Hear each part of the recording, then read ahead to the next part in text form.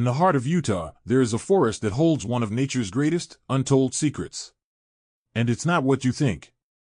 Hidden quietly among the towering mountains of Utah's Fishlake National Forest lies a place that defies everything we know about life. It is called Pando, Latin for I spread. At first glance, it appears to be 47,000 ordinary trembling aspen trees, their white bark glistening under the sun, their golden leaves whispering in the wind. But look closer, and you will uncover something extraordinary. Pando is not a grove of separate trees. It is a single living organism. Every trunk is a shoot from one ancient root system sprawling across 106 acres, weighing over 13 million pounds, and believed to be over 8,000 years old. This makes Pando the largest, and possibly the oldest, living organism on Earth.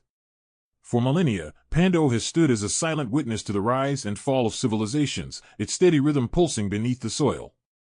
It grew and regenerated, sending up new stems as old ones fell, in a cycle as ancient as time itself. Today, that rhythm is faltering. Human intervention, unchecked deer and elk populations, and climate change have weakened Pando's ability to regenerate. Without intervention, the world's most ancient being may quietly fade away. But some believe Pando is more than wood and leaf.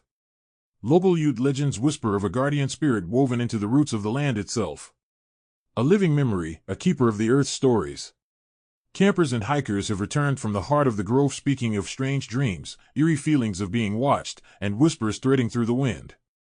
In 2018, a researcher named Dr. Eleonora Hayes arrived to study Pando's genetics.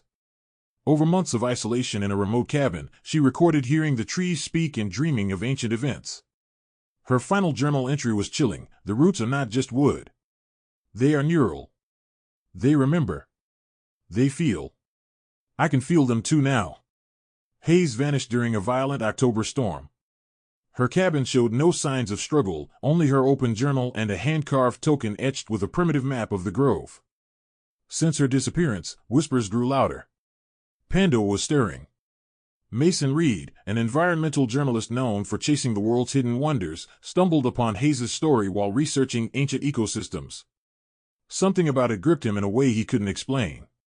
A pull, primal and insistent, that led him to Fishlake National Forest with little more than a backpack, a camera, and the cryptic notes Hayes had left behind. The first night Mason camped near the grove, dreams seized him. A girl woven in golden leaves appeared, extending a silent hand toward the earth. He woke with his hand pressed against a tree trunk, feeling a faint vibration pulsing through the wood.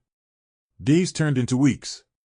As Mason wandered deeper into the forest, he began noticing patterns, trees leaning as though pointing the way, trunks twisted to form crude shapes. Following these signs, he discovered the token Hayes once held, hidden inside a hollowed-out trunk. The carved lines formed a map, a puzzle he was compelled to solve. Seeking answers, Mason found Joseph Redfeather, an elder of the Ute tribe. At first reluctant, Joseph eventually spoke. Pando was a guardian.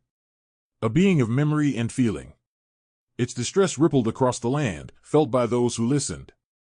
Driven by dreams and visions, Mason followed the map to a secluded glade untouched by human hands. In its center, a gnarled, ancient trunk rose like a monument, blackened by time and scarred with ancient pictographs.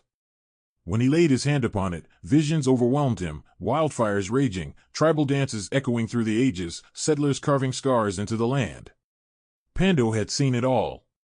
It remembered everything. Compelled by forces he didn't understand, Mason dug where the map directed. Beneath the earth, he unearthed a network of vast tunnels, roots as thick as his body twisting into cavernous spaces. Within one chamber, crystals pulsed with a slow, living rhythm. They projected not words, but memories, the shifting of glaciers, the first steps of humanity, the slow agony of environmental destruction. Pando was trying to communicate. A warning. The world was tipping toward imbalance, and the ancient guardian was awakening to defend it. As Mason prepared to leave, a storm tore across Fishlake, cutting him off from civilization. Lost and disoriented, he wandered for days.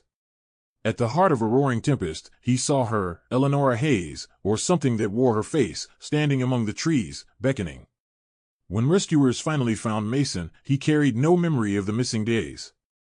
Only the token remained in his pocket, pulsing warmly like a second heartbeat. Mason tried to tell the world. His story was met with skepticism and dismissal. Scientists scoffed. Officials ignored him. But something had changed. Those attuned to the Earth's pain heard the call. Pilgrimages to Pando began. Conservation efforts redoubled. Fences rose. Predators were reintroduced to restore the balance. And deep beneath the forest floor, Pando stirred. It was not merely surviving. It was awakening. Because some guardians do not die. They sleep. And when the world needs them most, they rise. In the trembling of leaves, and the sighing of roots, the message lingers still: remember. Protect. Awaken. The forest is not alone. Neither are we. Thank you for listening, and remember to subscribe for similar content like these. Talk soon.